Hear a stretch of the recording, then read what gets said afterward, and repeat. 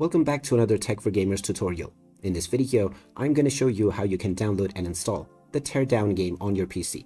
So let's get started right away. First of all, open up the Steam application, and once you are taken into the homepage, go ahead and click on the search box. You can now just type in Teardown to begin your search. Once you find the game, you can click on it, and you can now check out the trailer as well as the reviews within this page. Click on the Add to Cart button after scrolling down with your preferred bundle or edition of the game. Then click on View My Cart, and you can now continue towards your payment. Now, if you have some balance in your Steam wallet, you can use this as well, or choose a payment method from the drop-down menu.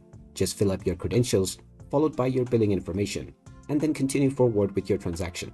Once the transaction is complete, the game will be added to your library, and you can just select your directory to complete the installation. After this, you can start enjoying the Teardown game on your device. So there you have it. That is how easy it is to download and install Teardown on your PC. If you find this video helpful, don't forget to hit that like button and subscribe to our channel for more useful tips and tutorials. Thanks for watching, and I will see you again in the next one.